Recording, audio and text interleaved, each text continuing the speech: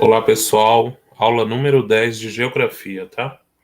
Então, continuando aqui sobre a questão da industrialização, né? Na última aula nós vimos lá aquela cronologia em relação ao desenvolvimento da indústria, né? Até chegar nessa chamada indústria 4.0.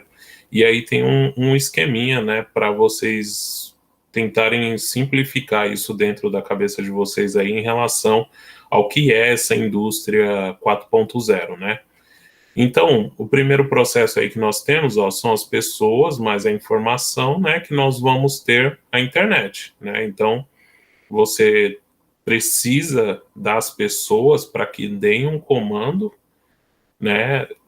Eu dei uma informação na internet, né, e um comando para que isso seja postado, e aí você tem o desenvolvimento da internet, né? Sem as pessoas ou sem a rede ou sem a informação, né, a internet não flui, né? A internet serve basicamente para isso, né? Para essa troca de informações, seja ela qual for, né? No caso, a gente aqui vai focar na questão da indústria, né? Então, aí no segundo esquema, né, você tem ali as pessoas, mais a informação, né, que ali vai dar a internet, e mais as máquinas, né? Então, daria para a gente colocar entre parênteses ali a internet mais as máquinas, né? Então aí você tem a internet industrial, que é chamada indústria 4.0, né? Então é quando você tem uma máquina que é interligada à internet, você manda uma informação para ela fazer determinada ação, isso é o que representa essa tal da indústria 4.0, tá? Então acho que de maneira mais fácil que isso não tem, né? Para entender a indústria 4.0 é isso. Sempre pensem uma máquina com internet, né? E aí ela executa um serviço através da informação que a pessoa vai dar. Pontos negativos em relação a isso, né? Você tem muitas pessoas vão perder o emprego, né? Porque você não tem mais aquela pessoa para fazer isso, né? Você não precisa mais daquela pessoa para fazer isso. Muitos postos de trabalho serão extintos mesmo, de verdade, né? Você não tem mais muitos empregos vão desaparecendo com o tempo, né? Igual, por exemplo, quando houve o movimento de surgimento da Uber, houve vários relatos, né, de agressão, de brigas, né, porque eles estavam, né, a Uber veio com um aplicativo que, enfim, revolucionou, né, essa questão do transporte, popularizou também, porque até na periferia a gente consegue utilizar, né, um aplicativo como esse, devido ao preço, né, o táxi sempre foi visto na história como algo elitizado, né, muito caro, enfim, e também longe das periferias, né, a gente tem pontos de táxis, por exemplo, aqui no bairro da escola, que vocês já devem ter visto a placa e nunca tem um táxi ali, né? Então, isso não é de hoje, né? E essas vagas para taxista, geralmente elas são bem caras, né? Quem trabalha com isso sabe que tem vagas aí que para você conseguir trabalhar naquele ponto de táxi, você paga mais caro que uma casa, né? Eu já vi, né? Eu não sei qual é o limite de preço, mas eu já vi vagas por R$ 100.000, né? Então, hoje, né, com o surgimento da Uber e dos outros aplicativos de transporte, você teve um movimento muito grande, dizendo que eles iriam tomar o emprego do taxista e tal, né, um monte de coisa. E aí eu lembro que na época eles fizeram uma charge, né, mostrando que há muito tempo, no nosso passado aqui, tinha um rapaz que ele trabalhava acendendo as luzes da rua. Então era como se fosse um lampião, né? A luz da rua era uma chama, como se fosse uma tocha, né? Mas fixa ali na rua, e ele passava acendendo toda noite, né? Ali antes de escurecer, ele passava ali acendendo uma por uma. Assim como tinha o cara que era chamado de leiteiro também, né? Que ele entregava o leite todas as manhãs, né? na porta das pessoas, assim como também já teve muita gente que trabalhou com a entrega de jornal, por exemplo, né?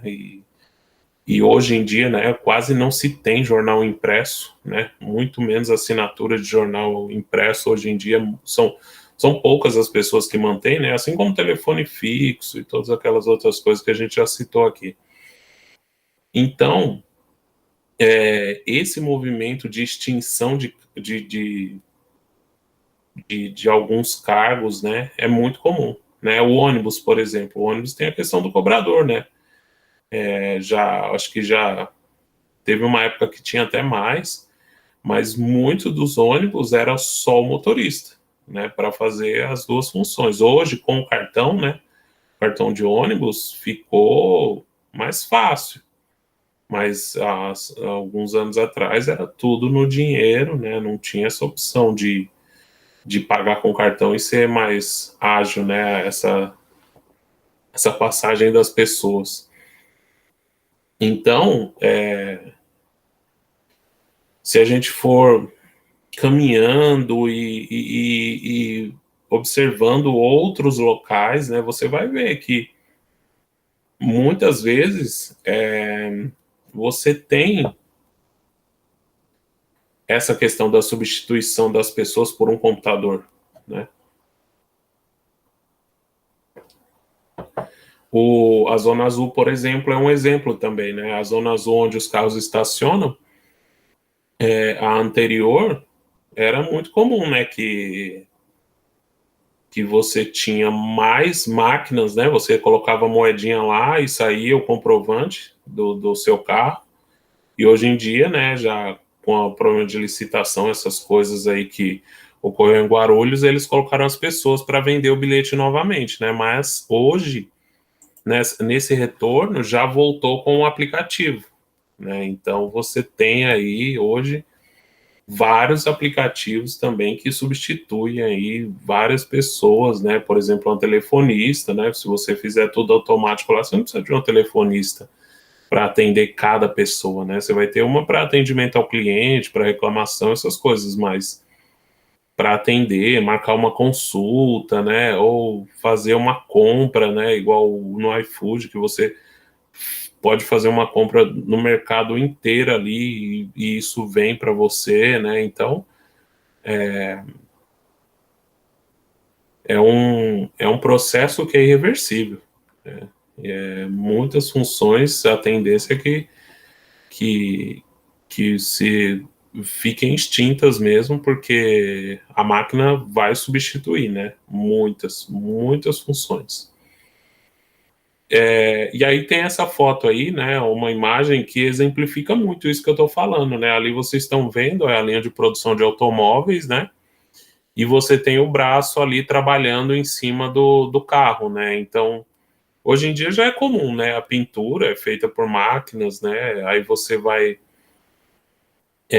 Geralmente as pessoas que trabalham na linha de produção de automóveis, né? Elas estão lá para passar algum fio, né? Que é por dentro. Aí você tem que entrar dentro do carro, acessar ambientes que são menores, né? E aí você vai passando os fios, ligando alguma coisa por dentro do carro. Mas essa parte de fora, de pintura, colocação dos vidros, né, pneus, isso a grande maioria, né, você já tem um processo automático de produção, né, e isso ajuda muito nessa questão do aumento, né, da produção e logo no aumento do lucro para o cara que está vendendo esse produto, né. A Coca-Cola, por exemplo, se você pega aquela garrafa retornável da Coca-Cola, se vocês repararem, abaixo da tampa dela tem um anel, né, que é mais, ele sobressai assim da embalagem.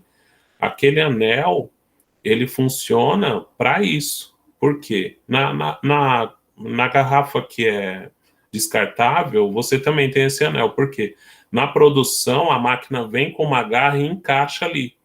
Então, ela encaixando naquele anel, ela leva essa garrafa em toda a linha de produção no caso da retornável, né? Eles lavam, ela totalmente automatizado, né? Inclusive, para vocês terem ideia, as pessoas não colocam a mão em nenhuma etapa de produção da Coca-Cola.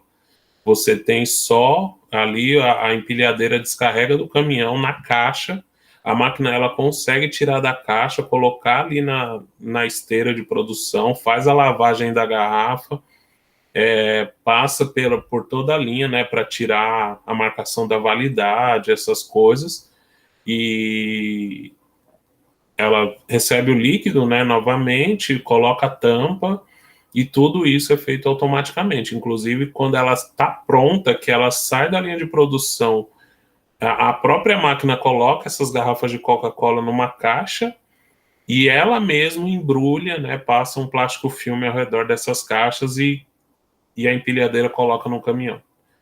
Então é tudo automatizado, assim. Então essa é assim, um exemplo claro dessa questão do meio técnico científico informacional, né, que é a tal da globalização, como eu já disse aqui, e também da indústria 4.0, né, porque você tem ali um computador ligado a uma máquina que faz tudo o que um homem deveria fazer, né, e aí, como eu disse para vocês, né, o desemprego é uma das maiores características disso. Então, ó, tem algumas características aí na tela dessa automoção da indústria, né? Ó. Avanço exponencial da capacidade dos computadores, né? Então, os computadores cada vez mais têm uma capacidade melhor de processamento, né? De armazenamento, de essa velocidade da memória RAM do computador, né? Do processamento, ela vem aumentando cada vez mais, né? Hoje em dia, por exemplo, dificilmente você encontra um computador com menos de 4 GB de memória, né, de memória RAM. Hoje você tem um computador comum, né, o da indústria é bem melhor que o que a gente vai usar em casa.